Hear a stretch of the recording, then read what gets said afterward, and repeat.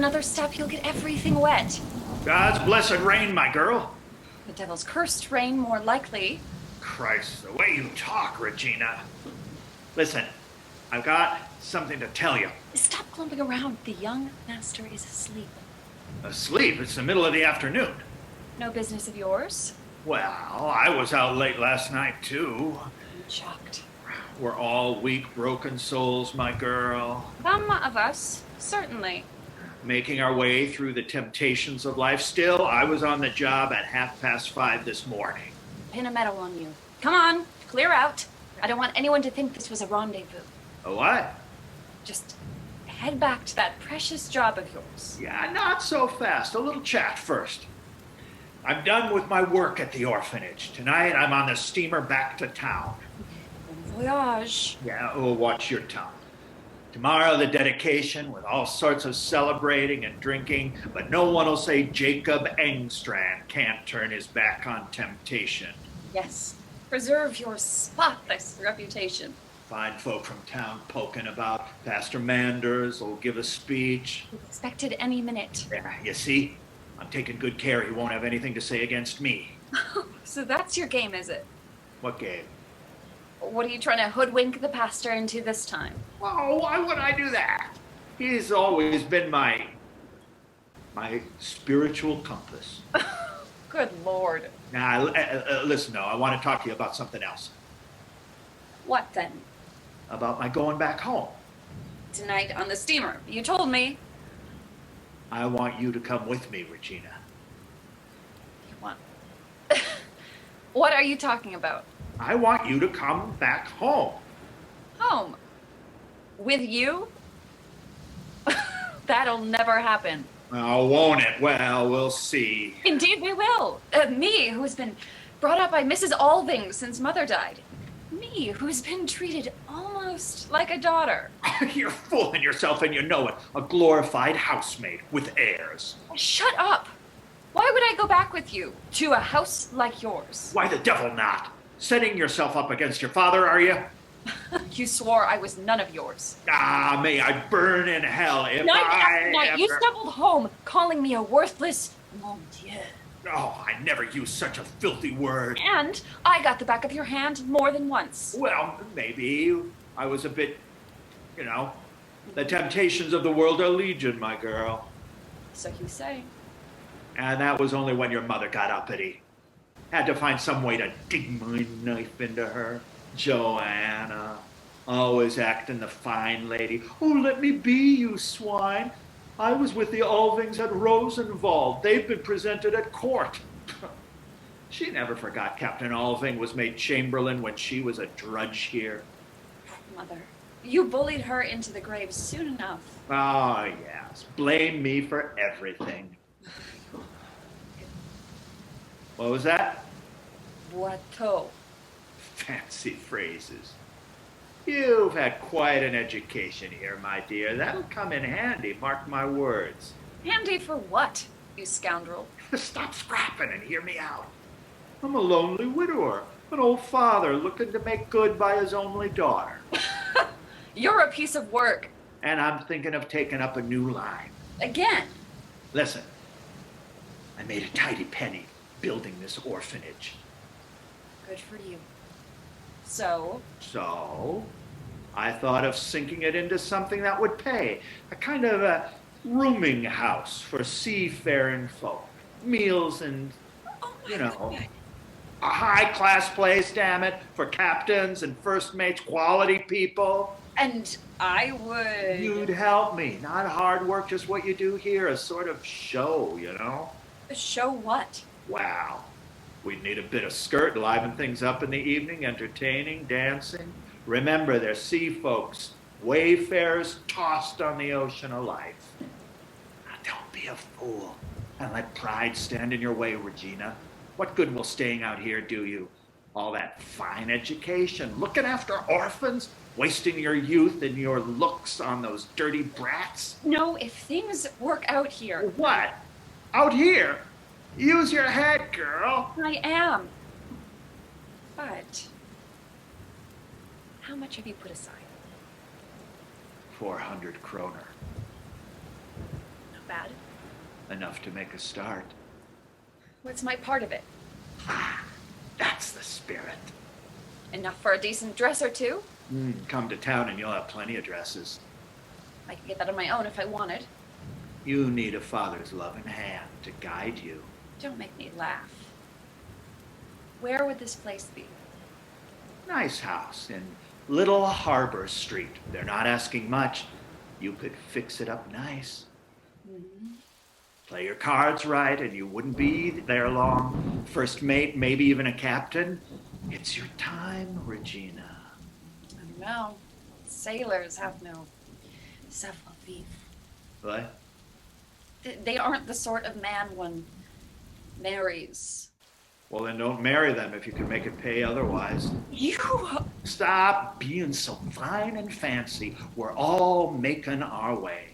That fellow, the Englishman, the one with the yacht, he paid 500 kroner and she wasn't a bit prettier. Get out! Oh, a fist, is it? Like father, like daughter?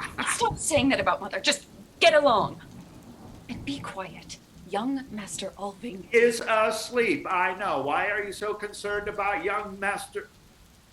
I see. Go. Your brains turned, you old fool. No! Not that way. Pastor Manders is coming. There, through the kitchen. All right, but have a chat with the Reverend. He'll tell you what a daughter owes her father, and I am your father. I can prove it by the church registry. Ah, good afternoon, Miss Engstrand. Oh, Pastor Manders. Good afternoon. Is the boat in already? Obviously. Of course. Oh, how tiresome this rain is. Good for the farmers, though. Quite right. We city folk forget that. Oh, please. Let me take these. Thank you, my dear. I'll just put them in the hall to dry. Ah, how pleasant to be back at Rosenwald. I trust everything is coming along well. Yes, we've all been very busy. And Mrs. Alving is home, I trust. She'll be back down in a moment. She just brought some hot chocolate to the young master. I heard that Oswald has come home. He arrived the day before yesterday. Thank you. Safe and sound, I trust. Yes, dreadfully exhausted after the journey. He came straight through from Paris. He's resting, so we've all been very quiet. Well, we'll be like mice. Please sit down, Pastor Manders. Make yourself comfortable. There. Oh. Better? Thank you. Most comfortable. Why, Miss Engstrand, you've certainly filled out since I saw you last. Have I? You've blossomed into quite a young lady. Mrs. Alving says that too. Tell me, Regina, how has your father been getting along out here? Oh, very well, I think. Oh, I'm so pleased. He came to see me the last time he was in town. Talking with you is such a blessing to him. I suppose you see him every day now. Me? Well, since he's been here working on the new orphanage. Oh, of course. Whenever I have time. Now, your father doesn't have a strong character, Regina. He badly needs a guiding hand, someone like you who can help him and on whose judgment he can rely. He acknowledged that freely the last time we spoke. I dare say you're right, Pastor Manders. But I doubt Mrs. Alving could spare me, especially now with the orphanage opening. Mrs. Alving's been so good to me, I wouldn't want to appear ungrateful. But a daughter's duty, my child. Naturally, we would first secure your mistress' consent, if a change seems best.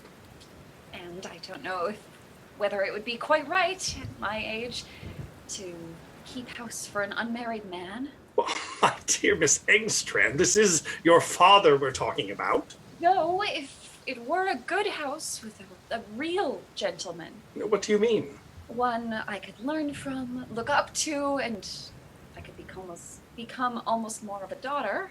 Ah, but my dear child. I should very much like to live in town again. It can be so lonely out here, and you know yourself, Pastor Manders, what it is to be alone in the world. I'm very capable and a hard worker. Surely there must be some place that might be suitable. Can you think of any? I? Oh, I'm sorry. No, I can't. Dear Pastor Manders, don't forget me in any case. Well, of course not, Miss Engstrand. Because perhaps I could... Would you be so kind to let Mrs. Alving know I'm here? Yes, sir. Of course, I'll fetch her at once. Excuse me, sir.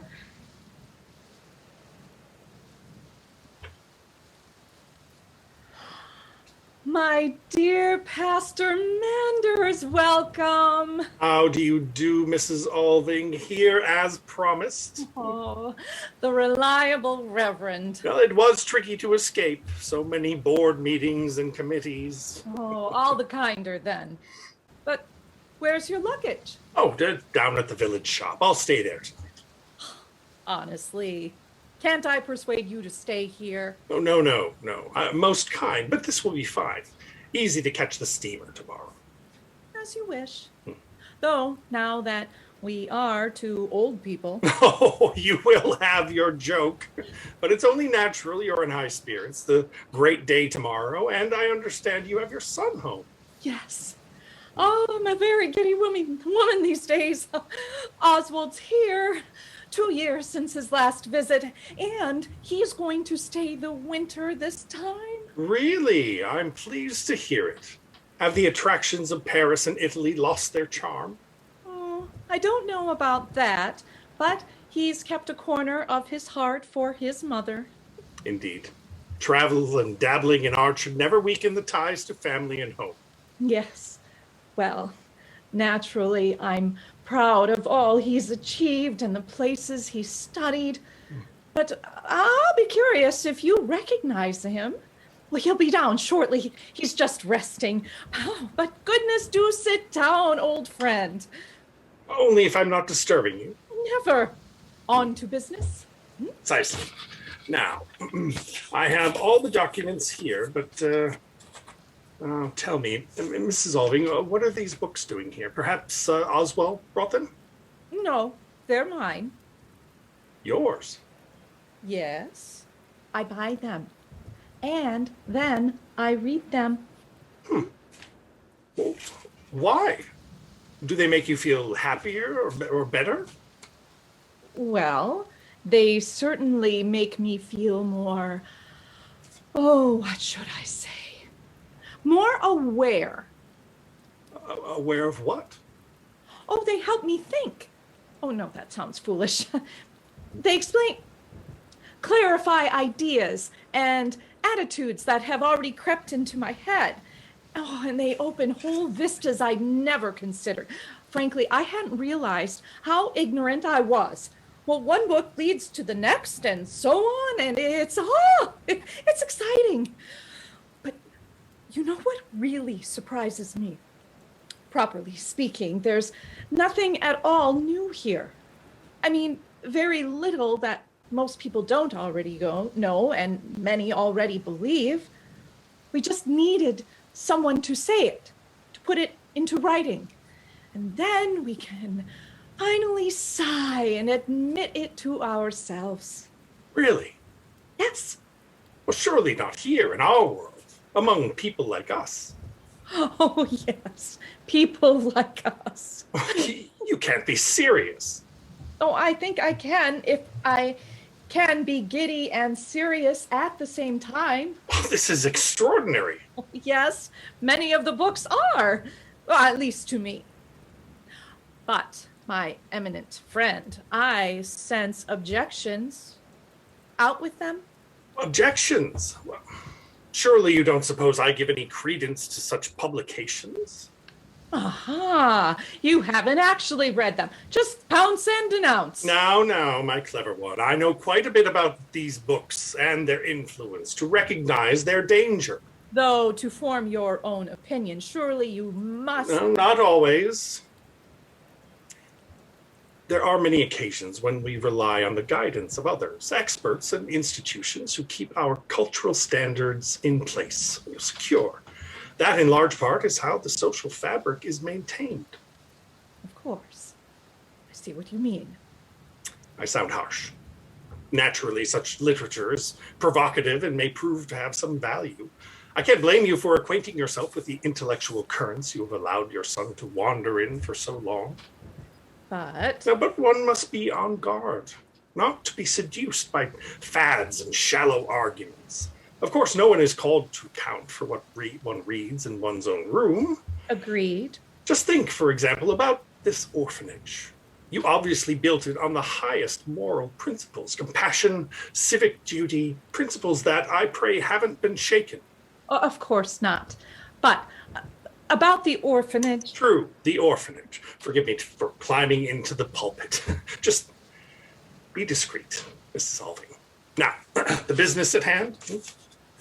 Ah, the deeds. The whole lot. Everything is in order after much tortured bureaucracy, I can tell you. Oh, thank you for that, my friend. Well, when one has influence. One must use it. Yes.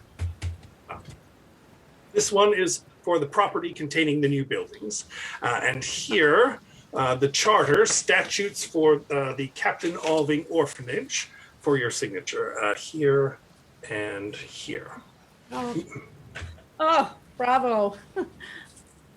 But Captain was better than Chamberlain. Less ostentatious. Oh, we wouldn't want that. What? An ostentatious orphanage. Ha!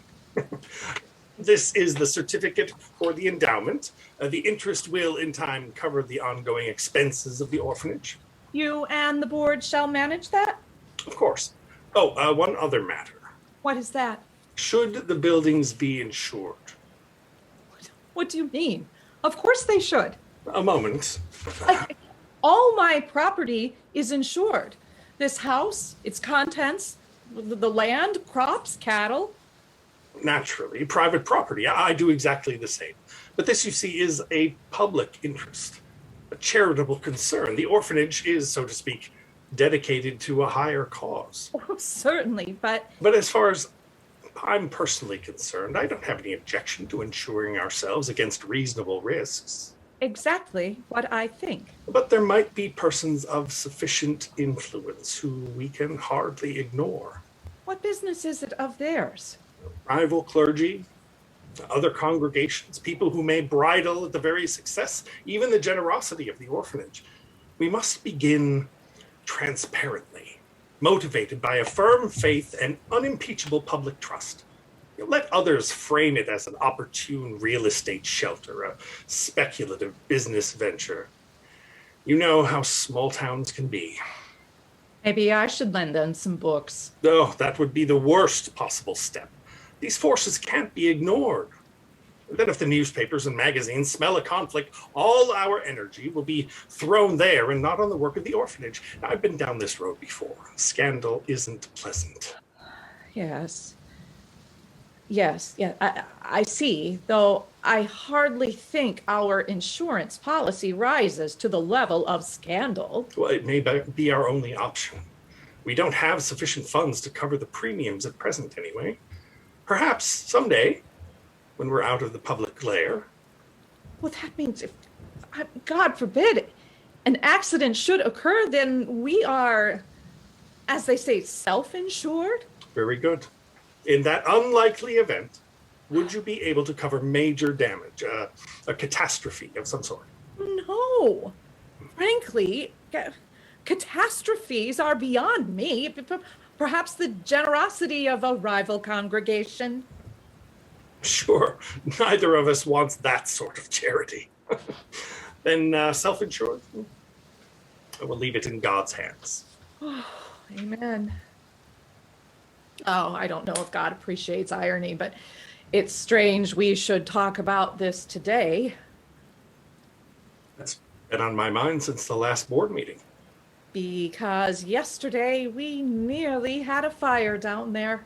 What? Oh, nothing serious. Some wood scraps in the carpenter's shop caught fire. Engstrand. Apparently a careless smoker. Good thing his work is finished. That poor man has so many burdens weighing on him. Heaven be praised, he's making a real effort to live a blameless life. Well, let's hope he starts soon. No, he told me so himself. I've been counseling him, and he's a skilled worker. Yes, when he's sober. A weakness afflicting so many. The pain in his leg drives him to it. But a humble heart. He confessed how grateful he was for this job so he could be near his Regina. Really? I don't believe he sees her much. He assured me he does. And Regina just said as much. Oh, how odd. Well, not really. He knows he needs a strong, steady presence to restrain him. That's what's so endearing about Jacob Engstrand. He's like a mischievous child lured into temptation and then confessing his failures. One must forgive. Suppose, Mrs. Alving, that it was really necessary to have Regina at home with him again. Regina. Now, you must not oppose it. Indeed, I will. Besides, Regina is to have a position at the orphanage. No, but after all, he is her father. Oh, I know what sort of father he's been. No, But now, he will I never know. go with my consent. Good heavens, don't speak so rashly. It's sad how you misjudge poor Engstrand. That is not the question. I have taken Regina into my house, and in my house she remains.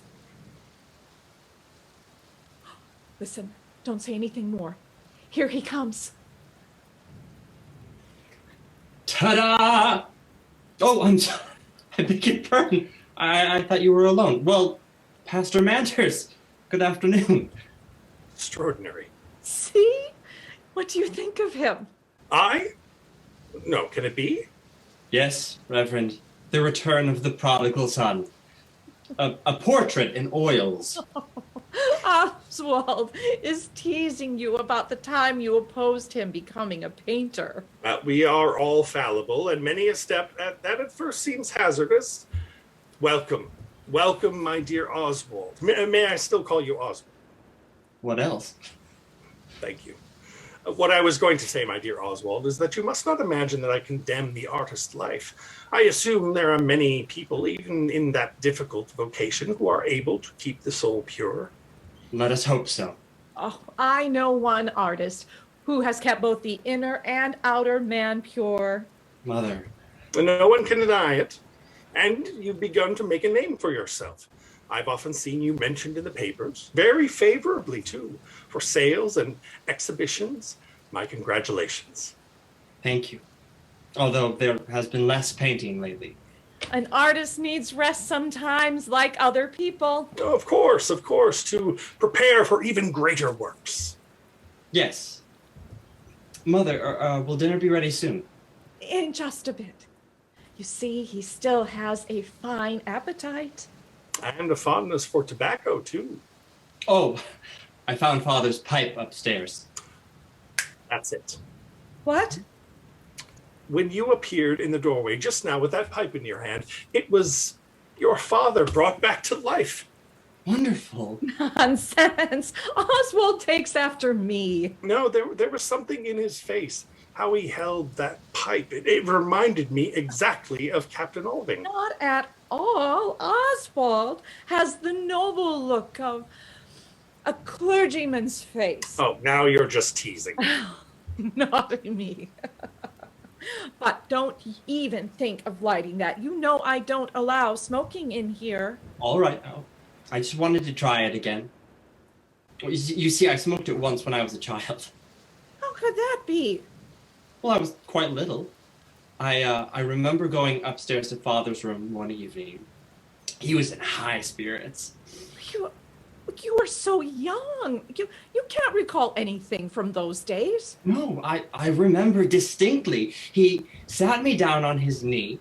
He took his pipe out of his mouth and said, "Suck, my boy, puff away and have a good smoke." So I sucked on the pipe as hard as I could.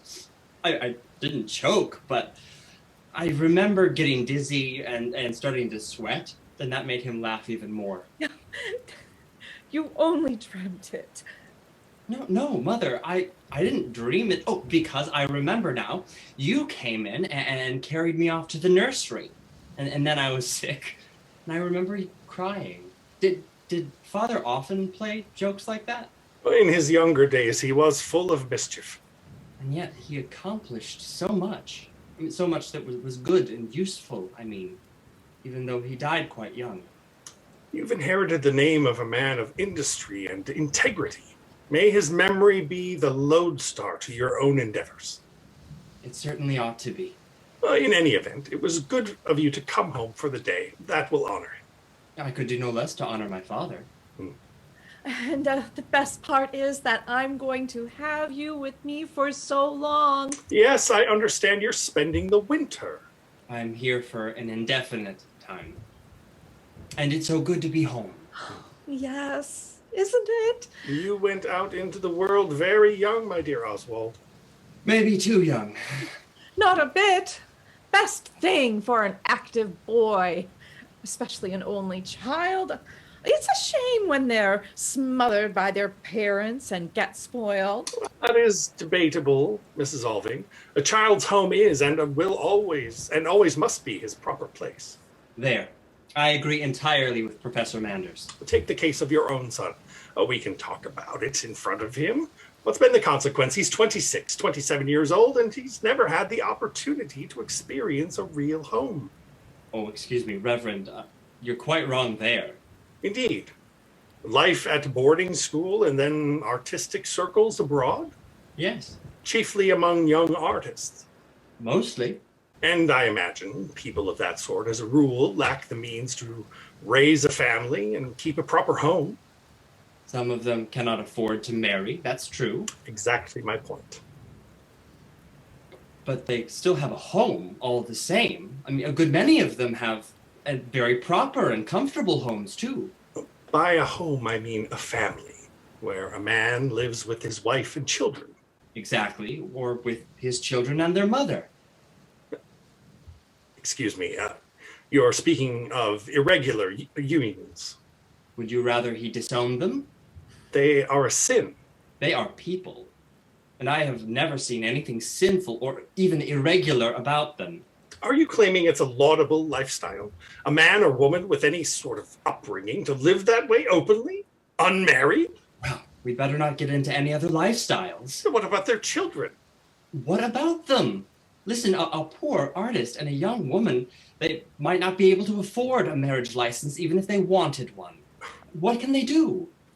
They do. They can keep away from each other. That's what they can do. That argument won't get very far with young people in love. No, to flaunt such hedonism without regard for their children's well-being. They'll probably end up on the streets. Well, then perhaps they'll be taken in by a good orphanage. Oswald! Was I not right to be concerned about your son? Where open immorality becomes the norm, where one might say it's even honored? Excuse me, sir. Do you know where I have seen open immorality? No, thank heavens I don't. Then I'll tell you. It happens when some of our model husbands and fathers come down to have a look around and sample the delights of the great evil city. Do you expect me to believe that respectable people from this country... But have you never, when these same respectable men come home, heard them pontificate on the gross indecencies abroad? Of course. Well, you can take their word on it. Some of them are experts. Those unused to freedom freely abuse it. Oh, to think that our beautiful life should be so contaminated. Oswald, that's enough. You know this isn't good for you. You're right. It isn't good for me. Excuse me, now that the rain's let up, I'm going to step outside for some fresh air. Forgive me, Pastor Manders, if I offended you. We see things differently, obviously.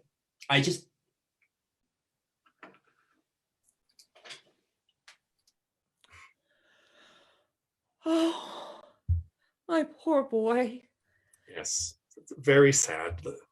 The prodigal son indeed. And what do you say to all this? You won't like it.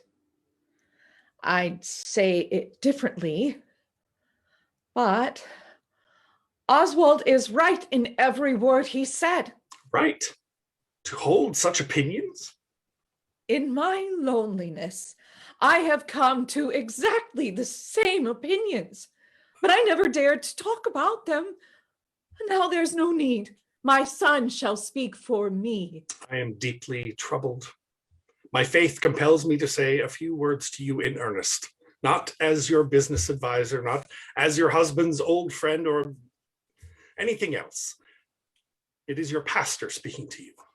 And what has my pastor to say to me? First, I must stir your memory. The timing is appropriate. Tomorrow is the 10th anniversary of your husband's death. Tomorrow, the memorial to him will be dedicated. Tomorrow, I shall speak publicly. But today, I speak to you alone. Yes. Have you forgotten that after barely a year of married life, you stood at the edge of an abyss? You had forsaken your home, deserted your husband, and refused to return to him despite his earnest entreaties. Have you forgotten how desperately unhappy I was? Demanding happiness as an earthly entitlement is to be possessed by pride and indulgence. Contentment comes from serving others, living honorably, and fulfilling our vows. For you to support the man you had married and to whom you were joined by a sacred trust. You knew all too well the life my husband was leading and what he was guilty of. I only knew the rumors. I should be the last person to condone such conduct if idle gossip can be trusted. But for better or for worse, Mrs. Alving, it was your duty to humbly bear the cross that a higher power had laid upon you. Instead, you abandoned the troubled soul whose stumbling footsteps you had pledged to support. You imperiled your own good name and reputation and came very near to imperiling the reputation of others. Others? One other, you mean? To seek refuge with me. Utter recklessness. With our pastor, with our intimate friend. Thank God I had the strength to lead you to the path of righteousness. Once the moment had passed. We are all frail. It was not easy, I know. But you must admit it sowed the seeds of a rich blessing for the rest of your husband's life. Did not your husband turn from those destructive paths? Did he not, after that, live a life of love and respect with you? Did he not become a benefactor of the community? And did he not raise you up so that you became a partner in all his undertakings, an equal partner too? Yes, that praise I freely give you. But now I come to your other false step. What is that? Just as you once forsook your duty as a wife, so too have you forsaken your duty as a mother. All your life you have been ruled by a corrupting spirit of willfulness. Your impulses led you towards what is undisciplined and selfish. Anything that was irksome you threw aside as if it was a burden that you were free to discard at your whim. It did not please you to be a wife, so you tried to leave your husband. Your duties as a mother grew tiresome, so you sent your child to grow among strangers. Yes, that is true. I did. And now you have become a stranger to him. No, I am not. You are. You must be. And what sort of son have you raised? Now think carefully. You sinned grievously in your husband's case. You acknowledge as much by building this monument to him. Confess, too, how you abandoned your son.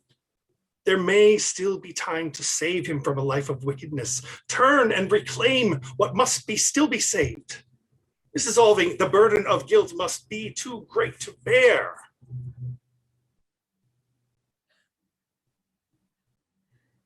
You are right. The burden has been heavy. Tomorrow, Pastor Manders, you will speak in memory of my husband. I shall not. But now permit me to say a few things to you. By all means. I don't doubt your path has been difficult. My path. Yes? Oh, my dear friend. Oh, this isn't easy. You see, in all that you have said about Captain Alving and our life together, there was nothing you knew firsthand. From the moment you led me back to my responsibilities, you never set foot in our house. You, who had been our dear companion before that. Well, you and Alving moved from town shortly after that. And you never came once here during his life. Why? Only the business with the orphanage compelled you to visit. Mrs. Alving, if that is a reproach, I can only beg you to consider. Oh, your calling, your rising position. Oh, I understand. I was a woman who had run away from her husband. One can never be too careful with such people. Helen, if I was lacking in charity. Let's forget that. What I meant to say is this. When you reproach my conduct, you have little to go on but rumor and speculation. Maybe. But I swore to myself that one day you should know the truth. You alone. The truth. The truth is that my husband died just as great a degenerate as he had been his whole life. What are you saying? After 18 years of married life, he was as profligate as he was when you married us. You talk of his youthful indiscretions, his excesses, as a degenerate life? Well, that's what his doctor called it. I don't understand. Oh, really? Mrs. Alving, are you saying that your marriage, all those years of wedded life, was nothing but a facade? A facade papering over something much worse. But how could such a thing be kept a secret? By fighting day and night to keep it secret. After Oswald was born, things became a little better, but that didn't last long. And then I had a double battle to fight with all my strength so that no one should know what sort of husband I had and what sort of father my child had. You know how charming Alving could be. People believed nothing but good of him. His private actions never dimmed his shining reputation. But at last, my dear Manders, at last something happened more loathsome than everything else. More? I knew only too well that he indulged in when he traveled to the great evil city. But when it started happening within our walls. Here, in this house. In here, in the dining room. I was here. The door was ajar. And the maid was setting the table. Well? I heard my husband come in. He said something in a low voice. And then I heard, it rings in my ears still. So heartbreaking, so humiliating. I heard my own servant say, "Let me go, sir, such impropriety." Now, perhaps it was only a moment of levity, an unseemly levity. Oh, it was more than levity, my dear pastor. My husband had his way with the girl while I sat in here and did nothing. And then I went into dinner. In this house? I have endured much in this house. Keep him occupied in the evening and throughout the night. I became his companion.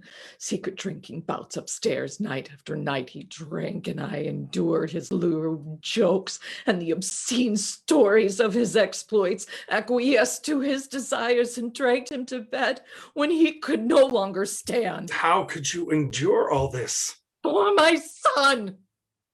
For Oswald's sake! Oh God, when the final humiliation came, when he forced himself on our maid. A moment of levity bore consequences. Then I swore to myself, this must stop. I took over reins of the house, for now I had a weapon against him. He didn't dare speak. It was then that I sent Oswald away. He was nearly 7 and beginning to notice things and ask questions the way children do. I couldn't bear it. I couldn't let my child be poisoned by breathing the same air as that vile monster. To save my child, I sent him away. No one knows what that cost me. How did you manage to live through this? Work. Work. It saved me. The additions to the estate, the improvements for the tenant farmers, all the innovations that my husband was praised for. Do you suppose he troubled himself with any of that? He who spent the day on the sofa reading old circulars. It was I who brought him out when he was lucid, and it was I who lured him upstairs when he resumed his excesses or simply collapsed in a drunken heap. Well, then how can you raise a memorial to such a man? Ah, there you see the power of a guilty conscience. A guilty conscience? What do you mean? My great fear was that someday the whispers would be believed, the humiliation of our life exposed. That's why the goodness of the orphanage must exist, to bury the dead and seal the tomb forever. And so it shall. And one more reason. I could not let my son inherit anything from his father. You mean it was Captain Alving's money? Precisely. Sums of money used to construct and fund the orphanage add up to the exact amount. Oh, I have reckoned it carefully. That made young Lieutenant Alving in his day such a catch. We hold on to so much. It was the sum with which he bought me. None of it will pass to Oswald. My son shall inherit everything from me. Oh, my dear boy, back already. Yes, the rain. It raineth every day. Yes. Oswald, I wanted to Oh, apologize. no need, Pastor Manders. Case closed. Very well. It's so good to have you back. Thank you. Dinner is served, madam. Excellent. Oh, I'm famished. Red or white wine, sir? Why not both? How shall I ever face that crowd tomorrow? You'll find the strength. I did. Obviously, we must not raise any suspicions. Long last, this ugly comedy will come to an end. After tomorrow, the dead shall be put to rest. Only the living will remain. A mother and her son. Oswald? What are you doing? Are you mad? What? Come here. Oh no. Mrs. Alving. Dear God, no. Oh, don't run away. Ghost. Girl in the dining room. Consequences of levity. Are you saying Regina? Is she? Not a word. Come.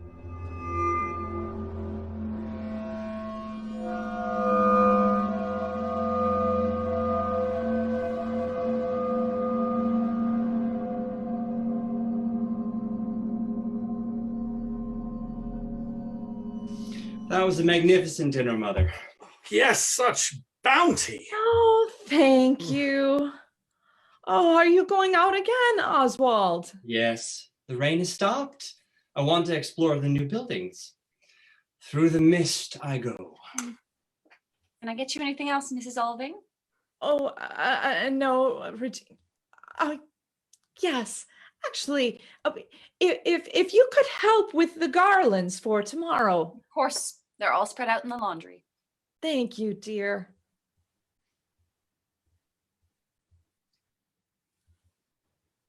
No one can hear. No.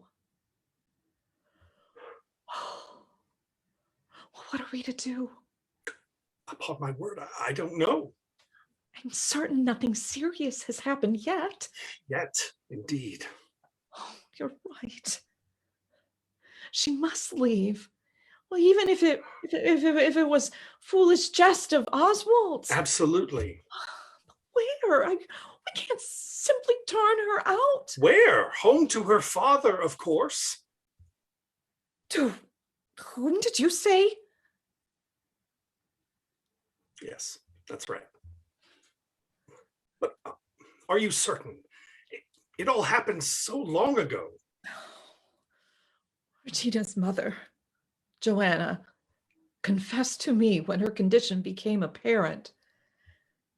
And my husband didn't deny it. He seemed almost pleased, smug. A triumph over me, I suppose. There was nothing to do but hush it up. Naturally. Joanna received a generous sum to hold her tongue. Oh, she was resourceful. As soon as she got to town, she renewed an acquaintance with Jacob Engstrand and gave him a hint, I dare say, how much money she had, along with a pitiful tale about an Englishman on a yacht. And voila, she and Engstrand were quickly wed. Well, you married them yourself. I recall Engstrand coming to arrange the wedding and accusing himself bitterly for his transgression. Taking the blame, protecting Joanna's reputation. Alving's too, I suppose. And lining his own pockets. Disgusting. Marrying a fallen woman for money. Well, what about me? I married a fallen man. What do you mean?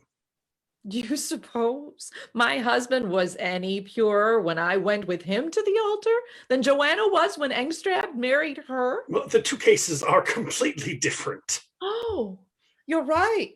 One was a man and the other was a woman. And yes, there was a great difference in the price. 500 kroner versus a sizable fortune. How can you compare the situations? Presumably you consulted your own heart. I thought you knew where my heart lay at that time. If I had, I would never have been a daily guest in your house. Oh. Well, this much is certain. I didn't consult my heart very deeply at all. Still, you consulted those nearest to you, your mother, your aunts? Oh, yes, they settled the whole affair. It seems incredible now, but they tallied it up. Penniless pastor or his friend, the dashing captain, and showed me that it would be sheer folly to reject Alving's offer. If only my mother could look down and see where her fine prospect led. No one can be held responsible. Anyway, this much is clear. Your marriage was made in complete conformity with proper morality.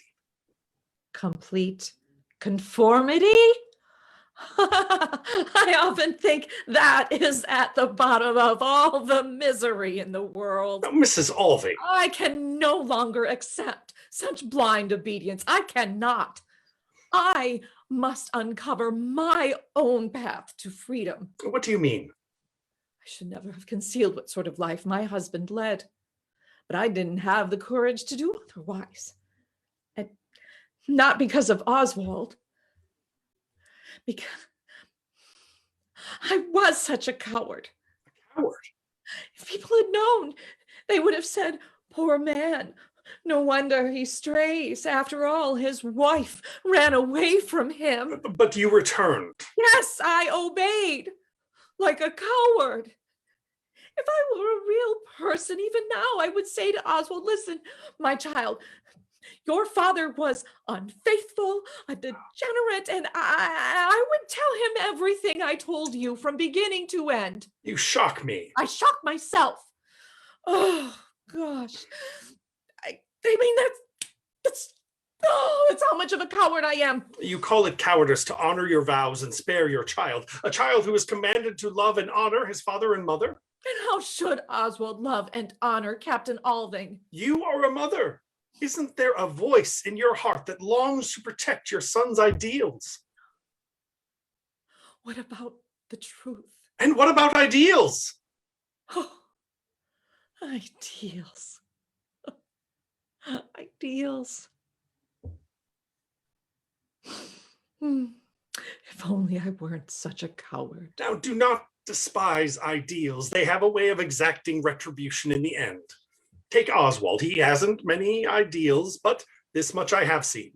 He reveres his father. Yes, he does. And this image of his father was carefully nurtured in everything you told your son when he was away at school and then in Paris. Yes, I was hostage to duty and obligation, so I lied in letter after letter. Your father is so admired. Oh, such accomplishments. What a coward and a liar I became. You gave him hope. You created a happy illusion and kept from a child things that would only cause pain. Then when should a child grow up? When should they know the truth? These lies have created a vast gulf between us. I don't know how to bridge that. I simply don't. You've already begun. This orphanage closes that chapter forever. We cannot change the past. We must move forward. True. So, to the present. The situation with Regina must stop. He cannot get that poor girl into trouble. No, that would be unthinkable. You know, if he meant it seriously and it would make them both happy. Mrs. Alving! Oh, if I were not such a miserable coward, I would say to them, here is the whole truth. Now decide how you want to live your lives. Only let there be no deceit about it. Heaven forgive you. Are you actually suggesting something so abominable, so unheard of? Unheard of? Did you say? Oh, tell me honestly, Pastor Manders, don't you suppose there are couples, especially out here in the country, that are as nearly related as they are? I am sure I don't know what you mean. Oh, indeed you do. Now, possibly you're thinking of cases where, yes, it's only too true that family histories are not always as pure as they ought to be, unfortunately. And the sort of thing you hint at, well, for one thing, it's impossible to tell with any certainty. But in a respectable, educated family, to allow your own child... But I'm not allowing it. I wouldn't allow it for the world. Because you're a coward, as you put it. But suppose you were not. Great God in heaven, such a revolting union. Well, we are all descended from a union of that kind. So we're taught. And who is responsible for that state of affairs, Pastor? I will not debate this. You are hardly in the proper state of mind. To suggest that is cowardice. Oh, I'll tell you what I mean. I am frightened and timid because I am haunted by ghosts that never leave me. By what? Ghosts. When I heard Regina and Oswald in there, it was just like ghosts appearing before my eyes. I'm half inclined to think we are all ghosts. It's not only what we have inherited from our fathers and mothers that lives on in us, but all sorts of dead ideas and all kinds of old dead beliefs. They may not be alive, but they are all the same, haunting us, shackling us, and we can never be rid of them. Whenever I pick up a newspaper or a book, I see ghosts creeping between the lines. There must be ghosts all over the world, whispering in our ears, hovering in our shadows, all so terrified of the light. So here we have the result of your study. These subversive, free-thinking books. Oh, there you are wrong, my friend. You're the one who awakened my spirit, made me begin to think again. I? Yes. By forcing me to submit to my duty, by praising as right and proper what my whole soul revolted against, as our souls must revolt against anything truly abominable. That was what led me to examine the seams of your teachings. I only wanted to undo a single knot, but when I worked it loose, the whole fabric began to unravel, and I saw that nothing held it together. Is that all I accomplished in my life's hardest struggle? Call it rather your saddest defeat. It was my greatest victory, Helen. Victory over myself. At what price? You never married. A victorious wrong was perpetrated. Wrong? Was it wrong to entreat you to go back to your husband when you came to me that night crying, "Here I am, take me"? That night. That night.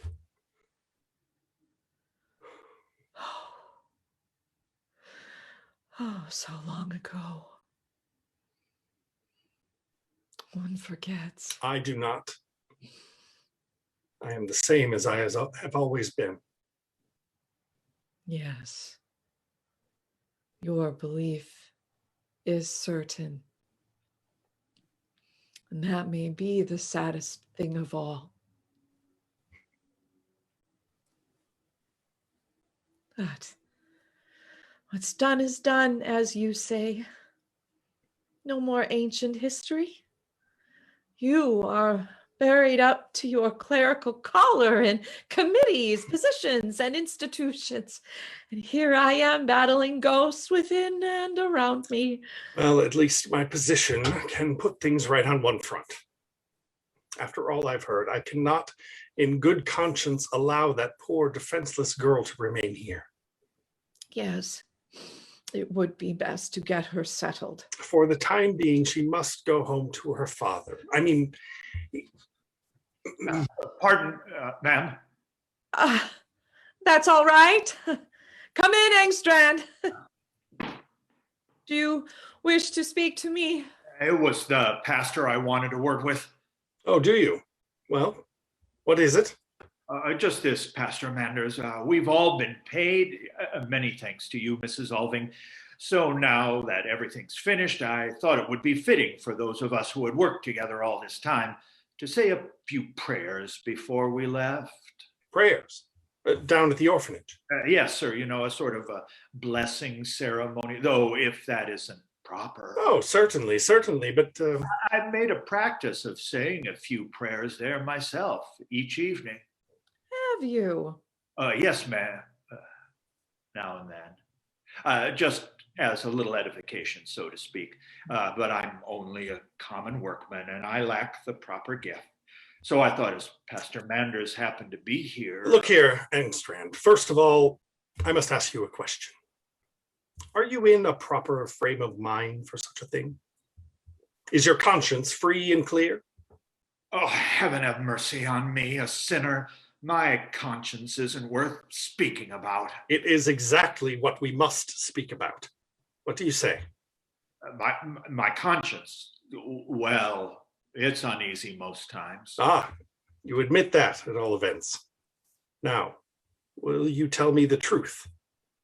What is your relationship to Regina? Manders. Leave this to me. To Regina? Good Lord, there's nothing wrong with Regina, is there? Well, let us hope not. What I want to know is, what is your relationship to her? You call yourself her father, but are you? Truly? Well, You know, sir, what happened between me and my poor Joanna. No more lies. Your late wife made a full confession to Mrs. Alving. What? Do you mean... Did she really? So you see, it has all come out, Engstrand. Oh, she gave me her promise and swore on the Bible. On the Bible? Well, she promised, and so sincerely. And all these years you have hidden the truth from me, who had such complete and absolute trust in you. I'm sorry to say I have, sir. Did I deserve this, Engstrand? Haven't I always been ready to help you, spiritually and materially, as much as I could? Answer me, haven't I? Indeed, there's many a time I would have been very badly off without you, sir. And this is how you repay me, lying for years, allowing me to make false entries in the church registry and on legal documents. Your conduct is inexcusable, Engstrand, and from this day forward, I will wash my hands of you. Have you nothing to say for yourself, man? I did it for her. What? For Joanna. How could I let the poor girl go and expose herself to public shame? Well, suppose, sir, that your reverence was in the same predicament as young Joanna. I only mean, suppose there was something your reverence was ashamed of in the eyes of the world. We ought not judge a poor woman so harshly. I'm not doing that at all. It's you I'm angry with. But if I may, your reverence, aren't we bound to raise up the fallen? Of course. And isn't it our duty to keep our word? Certainly, but... Well, after Joanna had her misfortune on the yacht with this Englishman. Englishman? Yacht? You remember? Ah, yes. Well, sir, then she came to town. Well, she couldn't bring shame on the Alvings here at Rosenwald. Well, poor creature. She had refused me once or twice before, only had eyes for handsome young men, and I had this bad leg. I know. I don't wish to claim credit, your reverence, only that she came and confided in me, told me everything in tears and sobs. Well, sir, it just broke my heart to hear it. Did it, indeed. So I says to her, that Englishman is roaming the high seas, he is, and you, Joanna, I says to her, you've committed a sin and are a fallen woman. And here stands Jacob Engstrand on two strong legs. Well, in a manner of speaking. Yes, go on. Well, sir, that was how I raised her up. Raised her up and made her my lawful wife so that no one could ever reproach her. Well, that was all charitably done. Nevertheless, I cannot justify your accepting money for this. Money? Not a krona.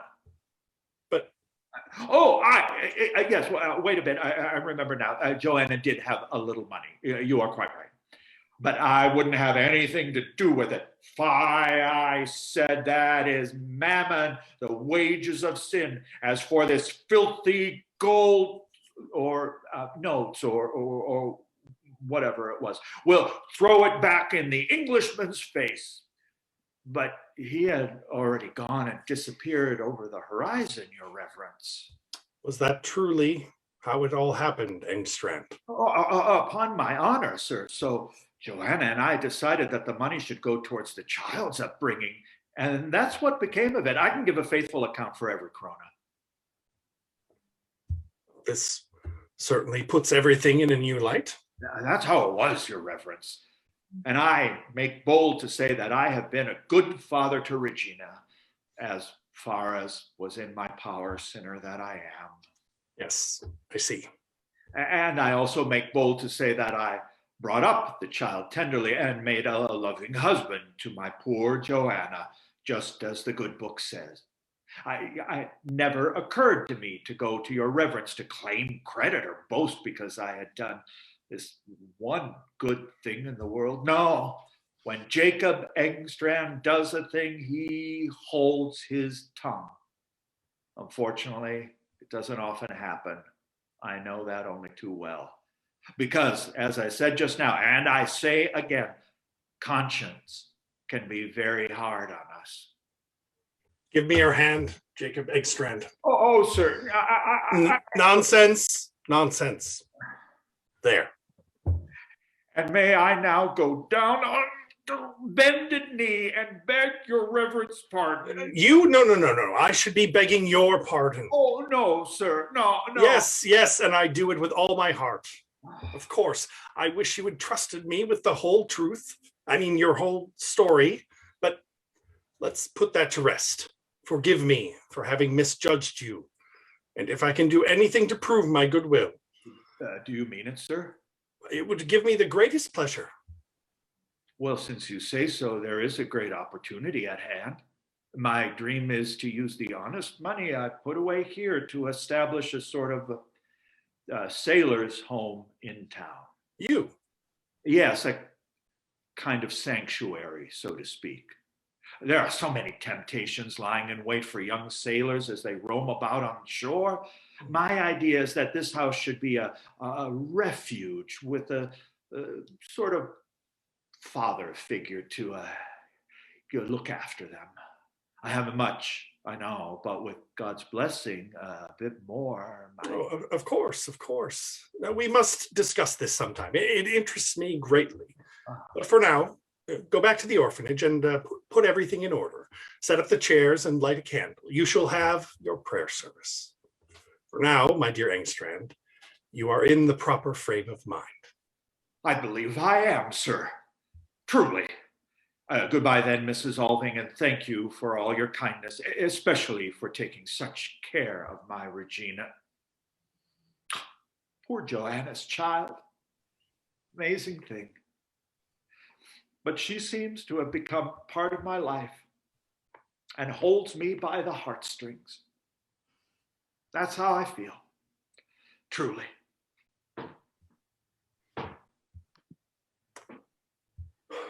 Well then, what do you say to that, Mrs. Alving? That was quite an explanation he gave us. It certainly was. How careful we must be in condemning our fellow man. But at the same time, a relief to discover one can be quite mistaken. So we'll let the story of the Englishman and the yacht remain? What? Oh, yes, of course. That's best. I mean, for Joanna's memory, don't you think? What I think is that you are and always will be a great big baby. What, me? And I think I should very much like to give you an enormous hug. What? Good heavens.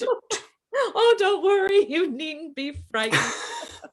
Oh, I'd forgotten what extravagant ways you have. But now, for now, I must be off to the orphanage.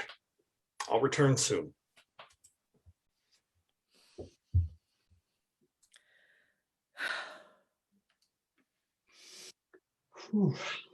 Oh, Oswald, I thought you had gone for a walk. Oh, I did. And now I'm back, enjoying my mother's warm and cozy home. Where's the pastor? Down at the orphanage. Prayer service for the workmen. Oh, good Lord. Absinthe. Careful. It's so strong. It's a good protective against the damp. And what else can one do? I can't work. Why not? Well, for one thing, this everlasting gray weather. Not a ray of sunshine. Not to be able to work, it's...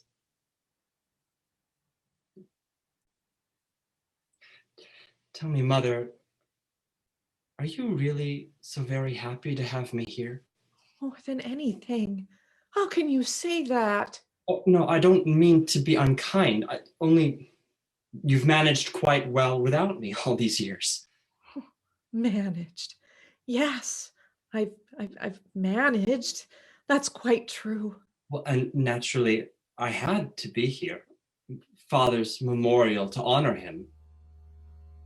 To honor him. Mother, I have something to tell you. Yes? I can't keep it to myself any longer. What is it? I couldn't bring myself to write it, and I hoped that coming home Yes? yesterday and today I tried to convince myself that it would somehow go away, disappear, but it hasn't. Oswald, tell me. I'm trying, Mother, I am. You know how tired I was from the journey? Of course. But that isn't the reason. This isn't ordinary fatigue. Oswald, are you ill? Mother, something bad is alive inside me.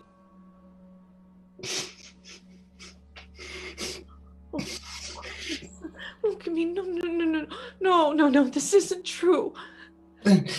It's the spirit quietly starting to devour me. How are you? I don't think that I'll ever actually be able to paint again. To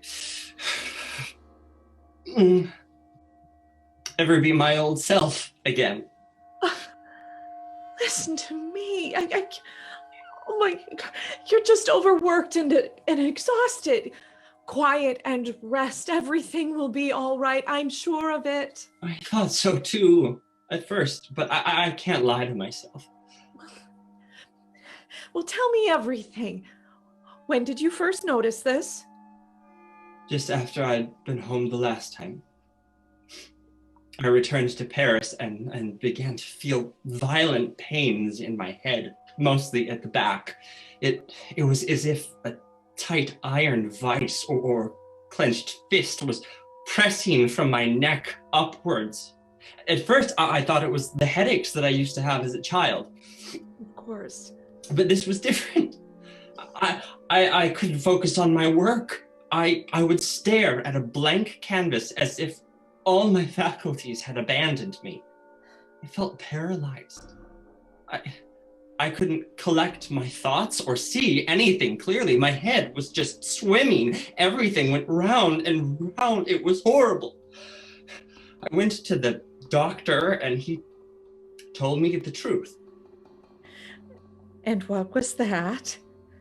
He was one of the best doctors in Paris. He examined me all over and then began asking a lot of intimate questions that seemed absolutely irrelevant, insulting. I mean, I have never done anything reckless or dangerous in that way. I mean, you must believe me. I've never done those things. I believe you. And yet, it's infected me, this hideous thing. So at last, the doctor said that if that is the case, then you have carried the canker of this disease inside you from birth. I think the phrase he used was worm-eaten. What did he mean by that? That's just what's so grotesque. He just tilted his head to the side and almost smiled. The sins of the father shall be visited on the children. The sins of the father. I wanted to hit him in the face. The sins of the father. Can you imagine? Of course, I told him that it was impossible. My father is an honorable man, a chamberlain, a married man. And do you think that changed his mind? No. He just looked at me with this condescending smirk. It was only when I brought him your letters and translated every passage that referred to father. And then he... Yes. And then, of course, he had to admit that he must have been wrong. And so I learned the truth. The horrible truth. I should never have had anything to do with that whole circle of artists and writers. One of them, or at least one of them, maybe more, was a filthy degenerate. Exactly as Pastor Manders said.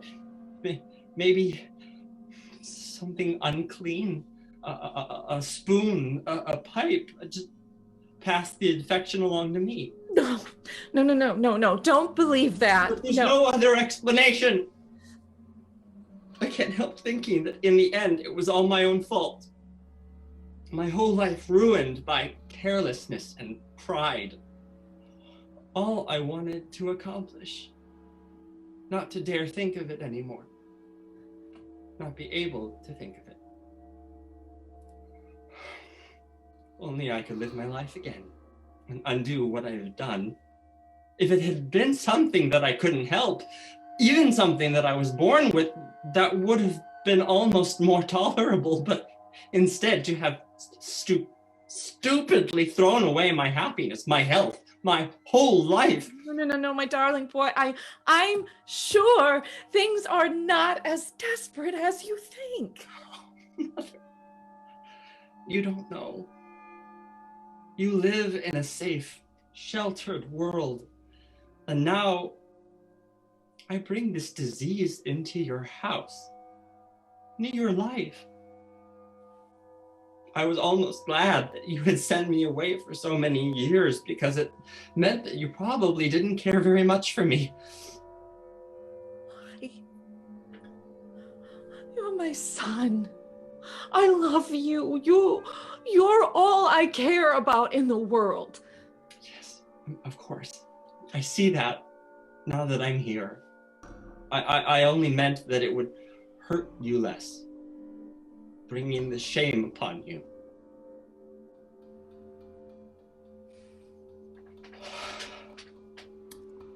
Oswald, we have grown apart, it's true. But now you're home, as you should be. I shall care for you, and there is so much I need to... Thank you, Mother. But not now. I'm tired. I can't bear think of it for long. I understand. Anyway, now you know. Now the truth is out. Mother, let's have something to drink. To really think that... Oh, please don't tell me that I shouldn't. Be nice. I need something to drown these obsessive thoughts. Oh. This incessant rain, day after day. No hope of sunshine. All the times I've been home, I don't think I ever remember seeing the sun. Oswald, you're not thinking of leaving. I'm not thinking about anything. I can't think about anything. I take good care not to. Did you ring, madam? Yes, Regina, go to the cellar and bring up a bottle of champagne. Yes, madam. Thank you. I knew my mother wouldn't let her son go thirsty. My dear boy, how could I deny you anything? Is that true? Do you mean that? Mean what? That you couldn't deny me anything? Oswald? No, never mind. Tell me, what do you think of Regina? Regina? Yes. Isn't she wonderful? I mean, I hadn't noticed before. You don't really know her? Well, no, but... Regina didn't have a happy home, I'm afraid. I should have taken her under my care earlier. She's so full of life. I'm fond of her, of course, and I'm responsible for her. I wouldn't want anything in the world to happen to her. You don't know this, but I've done Regina a wrong. You? Yes. Quite unintentionally. The last time I was here, Regina would ask me about Paris. And I told her this and that about life abroad. And I remember once saying, "Would you ever like to go there?" She blushed and said, "Yes, very much." Well, I'll have to make that happen someday. You said that. Naturally, I forgot about it. She was only a girl and it was just a passing comment, but the day before yesterday, I told her I was home for an indefinite time. She looked at me so curiously and asked, "But then what is to become of my trip to Paris?" Her Rip. And then I saw her for the first time. A handsome, spirited woman. And I realized that maybe my salvation lay in her. Your salvation? Regina radiates the joy of life. The joy of life. Here's the champagne, madam. Oh, but you must bring another glass, Regina. Another glass? Yes, for yourself. Madam. Bring the glass, Regina. Yes, madam. Oh, do you see the way she walks? Such confidence and vitality. Listen to me, Oswald. This cannot happen. What are you talking about? Of course it can, Mother. Regina is an honorable person. Why are you looking at me like that? Oswald. Ah, very good. Sit down, Regina. Please sit down, Regina. What were you saying, Oswald, about the joy of life? Yes. The joy of life. Our duty to recognize every day as a gift to be celebrated. And we go forth with energy and hope to create a better world. I'm not explaining it very well. No, I understand. Go on. All I mean is that here, too often, people are brought up to believe life is some sort of burden and that we must toil as a punishment for, well, for what? It's all a wretched struggle, and the sooner we escape, the better. A veil of tears. Yes, we do our best to make it so. But not everyone believes that. Many people have shed those doctrines long ago. Isn't just being alive reason enough for joy? That's what I've seen in Paris. Artists there have discovered warmth and creativity and vitality in everyday life. And surely you've noticed that in my paintings, just light and sunshine and people's faces radiating happiness. Yes. Yes, I've seen that. And now you're home. You can bring that beauty here. No, Mother. No. Why not? Because I no longer have that strength.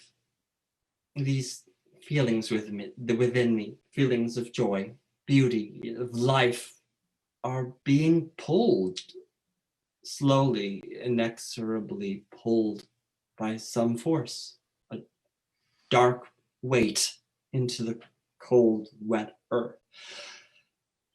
Mother, I am just now realizing that I must break away fully, or my life will be the same, mere existence, not a life.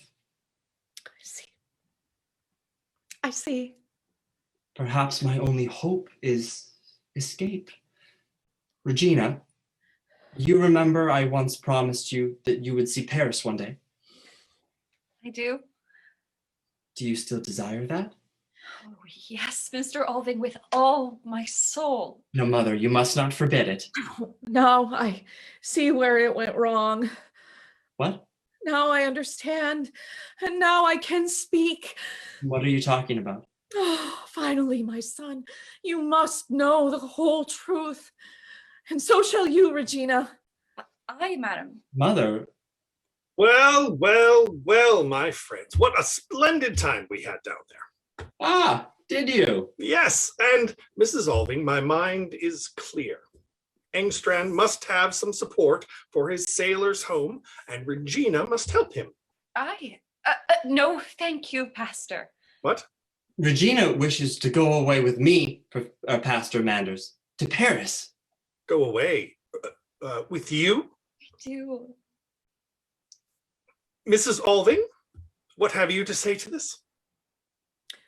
Only that they have known too many lies, that we have lived too many lies, and we must start by speaking the truth.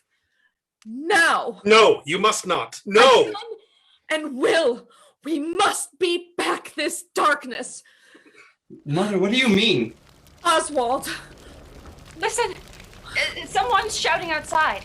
What's happening? Where's that light coming from? The orphanage, it's burning. Oh, God. On fire, how can that be? Impossible, I was just there a minute ago. Father's orphanage, no! Oh, great heavens, the whole building is in flames! Oh, Manders! Dear God, have mercy on us. Oh, it is judgment on me and on this house. On all of us for what we have done and what we have left undone.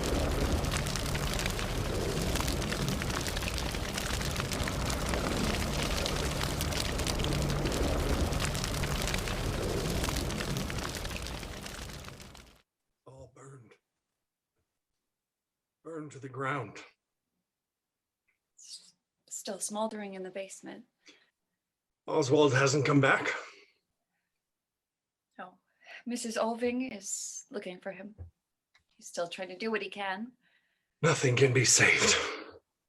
It's a horrible tragedy, isn't it, sir? Let's not speak of it. My head is spinning. How did it start? How should I know? Isn't it enough that your father, Engstrand, What's he done? nothing. It doesn't matter. Pastor Manders, Are you still following me? God forgive me, what a dreadful thing. What are you talking about? Oh, Regina, my child, sad to say, but our little prayer service was the cause of it all. I'll never forgive myself if Pastor Manders is to blame. Really, Engstrand, I assure you. There was no one carrying a lit candle but you, sir. So you say, but I distinctly remember blowing it out when we concluded. I saw your lordship leave it next to all those wood shavings. I'm sure I wouldn't have been so careless. Well, it didn't seem like you, sir, but you looked distracted, as if your mind was on other things. And you saw this. With my own two eyes. I only wish I would have said something, but who would have thought it was so dangerous? Good Lord, what a tragedy. And it's not insured yet, is it, sir? No, not yet. And that it should happen at a place of charity that was to benefit the whole community. The newspapers will demand a reckoning. It's just what I was thinking. The attacks, insinuations, the scandals inevitable.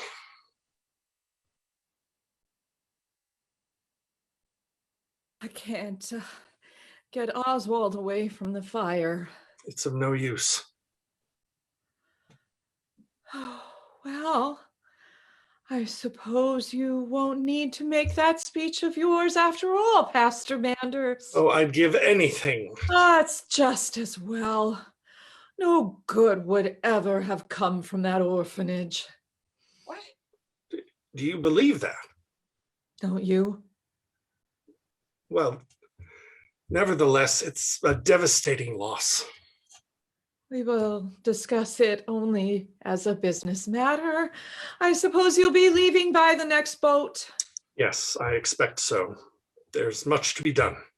And please, take all the paperwork. I prefer never to hear another word about the orphanage. Mrs. Alving. Please.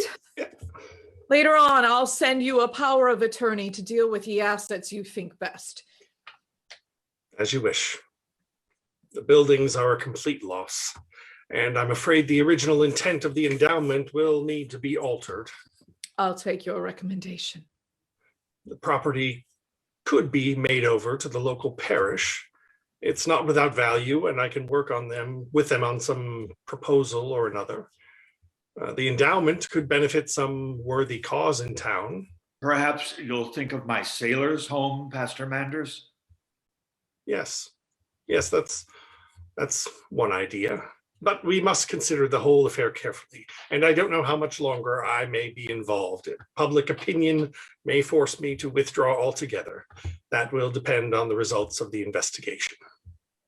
Investigation? Into the cause of the fire. One can never predict the outcome in these matters. Maybe one can. if the guilty party steps forward.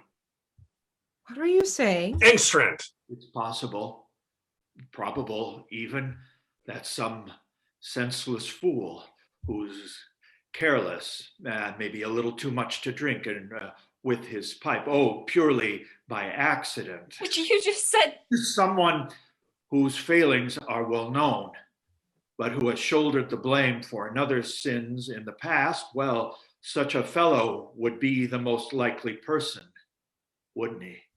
The most likely person in what we must all agree is a sad and tragic accident. An accident that could never be absolutely proven. Am I right? No. Never absolutely proven. An accident. Oh, Oswald, you're back. Thank goodness. Fire's out. Burned to the ground. Yes. Well, we're all exhausted, I'm sure. And I'm afraid the boat will be leaving soon. Engstrand, if you're going, this might be a good time to discuss your sailor's home and see if we can come to some arrangement. That would suit me, Pastor Manders. You've been a good girl, Regina. Very good. And if you should ever need anything from your old father, you know where to find me. Little Harbor Street. Thank you, ma'am. My home for poor seafaring men shall be called Captain Alving's home. I pray it may be a worthy memorial to him. God rest his soul. Yes, yes. Come along, my dear Engstrand. Thank you, Pastor Manders. Until we meet again. Yes. Goodbye. Goodbye. What home is he talking about? Some sort of boarding house he and now Pastor Manders want to start. It will burn up, like this one. Why do you say that? Everything will burn up. Soon there'll be nothing left to remind people of Father. God, I'm burning up too. Oh, you shouldn't have stayed there so long, my boy. You're exhausted. You're right. Oh, you're feverish. Thank you, Mother. You're tired. Why don't you go to bed? I won't sleep. I never sleep. I only pretend to. That will come soon enough. Oh, you really are ill. Oh, Oswald. If it weren't for this deadly fear. I'll be here with you. Thank you. And Regina must stay too. Regina shall always be near. You'll lend a helping hand, won't you? Of course, but I don't understand. A helping hand? When the time comes. But you'll always have your mother. I doubt you'll be able to give me the kind of help. Really, it ought to be you. You should call me Oswald from now on, Regina. I don't think Mrs. Alving would like that. It will not be long before you have the right to say it. Sit down, Regina. And now, my poor, tormented boy, may I lift some of this burden from your mind? You, Mother? This self-reproach about your condition. You think you can do that? Yes, now I can. When you spoke of the joy of life earlier, everything you said shed a ray of life on my entire life. I don't understand. You should have known your father when he was young. Oh, he was filled with the joy of life. Yes, I always imagined. Oh, and it was like sunshine. Just to look at him. I'd almost forgotten. Everyone felt it. Only I had really known him. And then this boy, filled with the joy of life, for he was like a boy then, was forced to live in a backward town that had no joy to offer him, to offer anyone. He had only an official post with its dull routine, nothing that captured his whole mind and heart and soul, no freedom, no companion willing to appreciate what the joy of life meant. Just rules, restrictions, duties, and slowly his spirit withered until idleness and dissipation became his only companions. Mother. And so the inevitable happened. You mean that father? Yes. He became infected with something ugly and diseased. And I was no help. For I brought no life, no joy into our home. Just fear. Mother. I had only been taught to obey, to be proper and correct without knowing what that really meant. And in the end, without knowing it, I'm afraid I helped make your father's home unbearable. I never saw any of this. Oh, of course. It was my duty to protect you. And you kept it to yourself this whole time? No, I see clearly. Your father was lost, poisoned, before you were even born. And that infection, That means the diagnosis was true. along with the other truth that haunted me day and night, that Regina has much right to belong in this house as my own son. Regina. Yes, from the days Joanna walked these floors. Then Do you understand now? Oswald, Mr. Alving, and I are... And my mother... Your mother was a good woman in many ways, Regina. She was one of those, all the same. So no Englishman, no yacht. Well, then, if you please, madam, may I have permission to leave at once? Do you really wish to, Regina? Yes, I certainly do wish to. Of course. You should do what you feel is right. But this is your home too. Thank you. I suppose I may say Oswald now, but it's not at all the way I hoped. Regina, I haven't been honest with you. No, you certainly haven't. Kept here as a kind of servant or charity case, or really the only orphan that place will ever have. If I had known at all who I am. No. Now that there can be never be anything between us, well, sorry, I can't stay out here wearing myself out looking after invalids. Not even for someone so close to you. No. Forgive me, but every bone in my body wants to escape this place forever. I understand. And anyway, a poor girl must make the best of her chances while she can. Otherwise, she'll end up, well, who knows where. And I have the joy of life in me, too. I'm glad. Don't throw yourself away, Regina. Or shut the door and hide forever. I've seen what that kind of imprisonment does to a soul. I'm sorry, I know you meant well, but what will be, will be. If Oswald takes after his father, I shouldn't be surprised if I take after my mother. Regina, you mustn't. May I ask, madam, does Pastor Manders know about this? He knows everything. Well then, I better try and catch that steamer. The pastor's such a kind man, and it seems I have just as much right to that money as that disgusting carpenter has.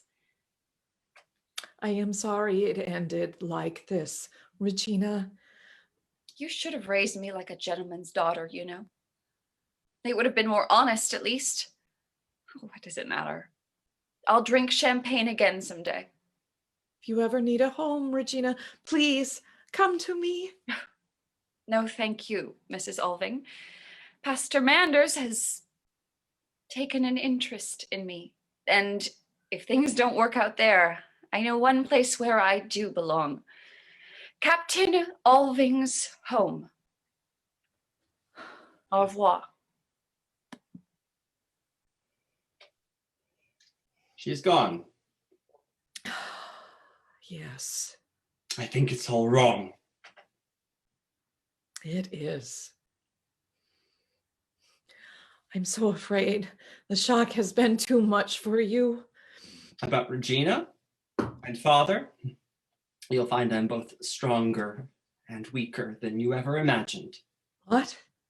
In the end, it doesn't change anything. Does it change anything? Knowing this about your father?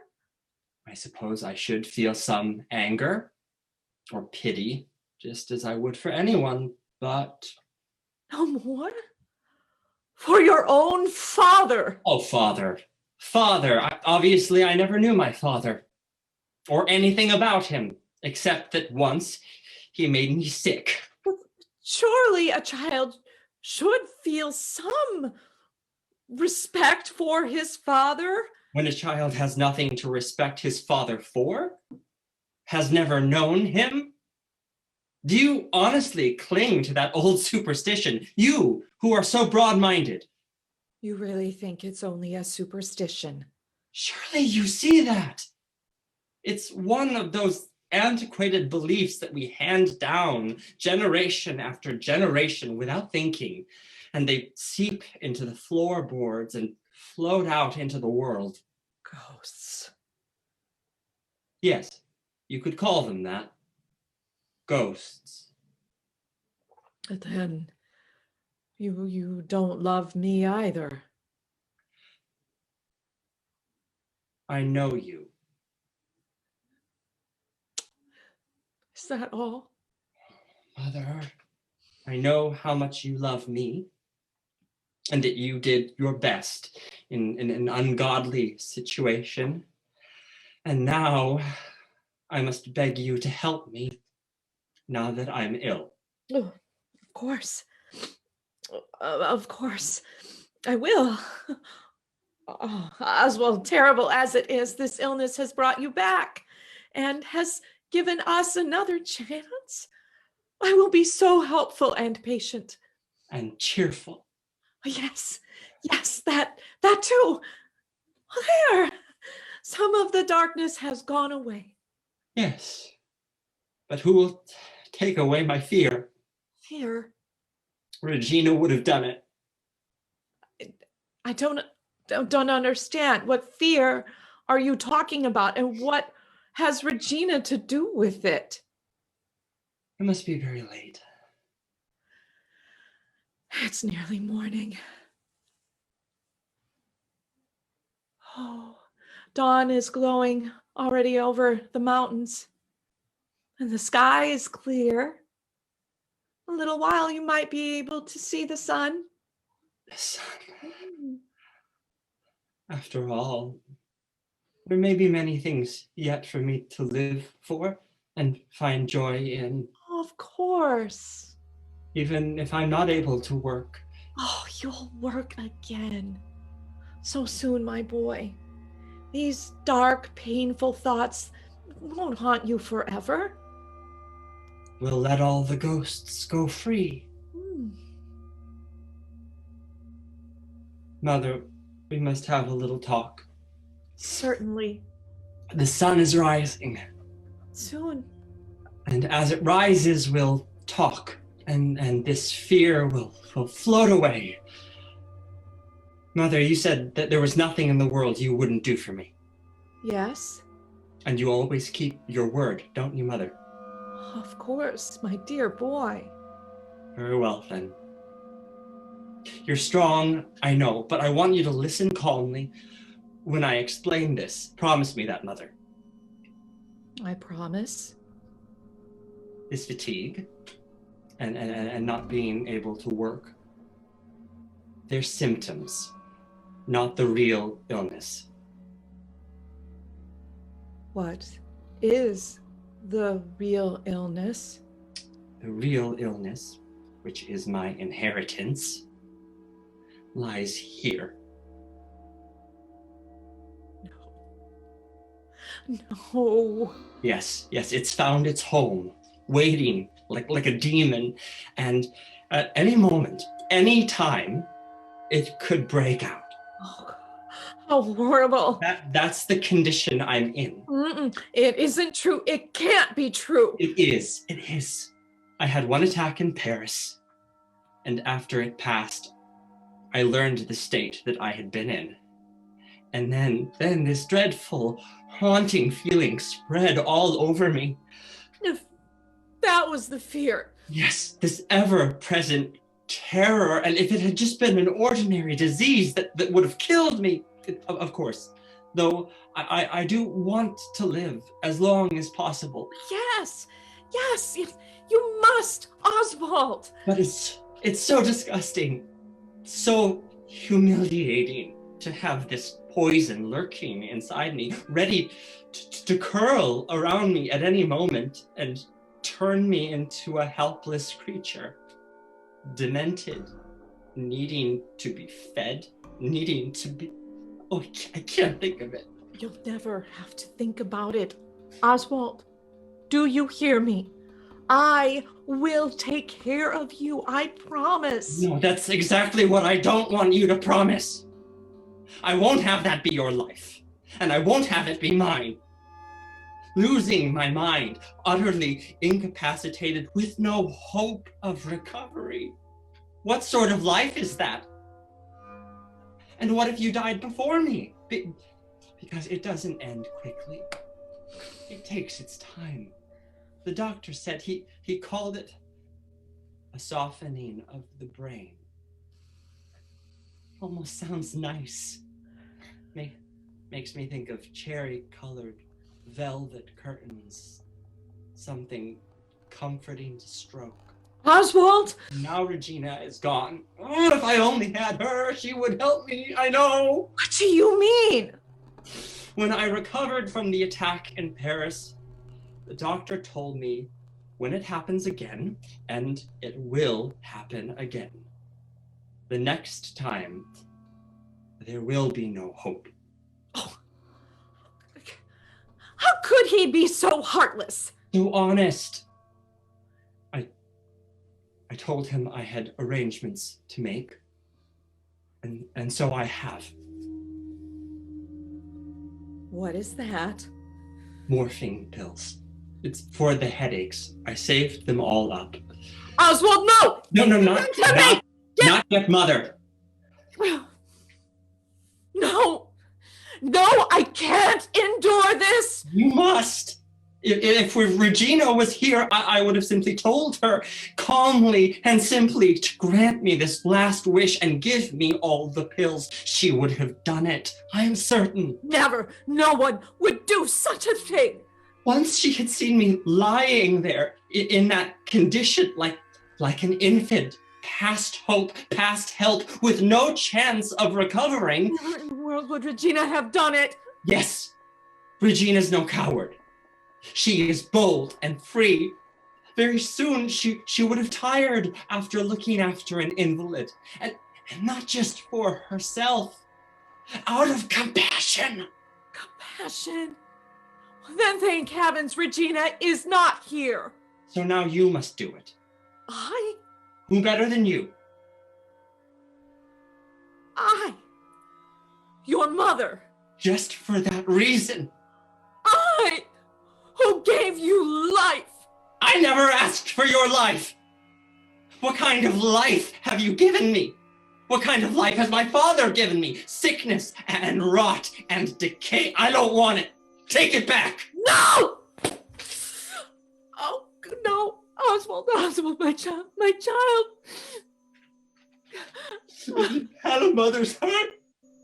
How can you let me suffer this unspeakable agony? Just take my hand. Do you promise? I promise. If it becomes necessary. But it never will. It never will, my son. Oh, let us hope so. Thank you. Oh.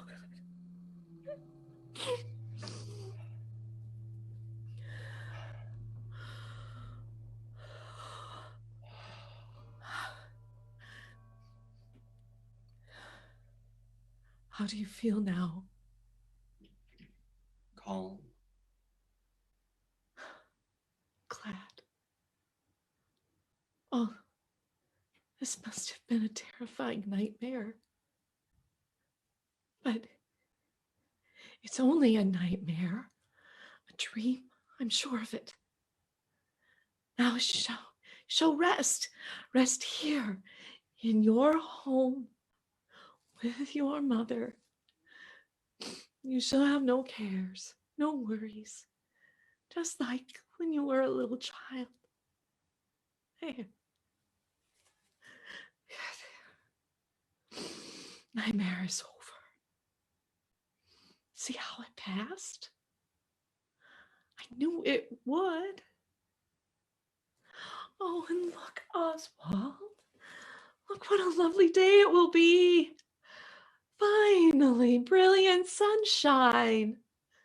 Now you'll be able to see your home. Oh, how the light dazzles on the water and the mountains covered with snow. Oh, it's dazzling. Mother, give me the sun. What did you say? The sun. Give me the sun.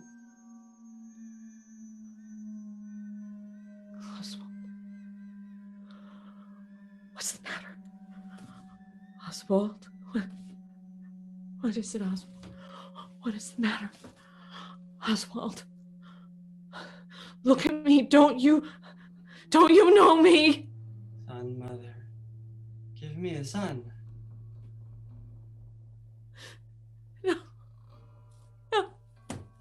This can't happen. I can't bear it. Never. Where is it?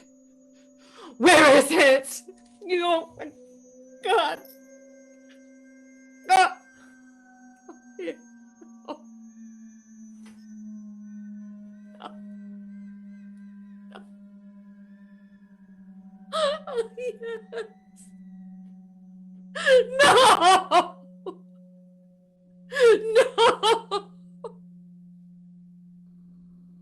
The sun. The sun.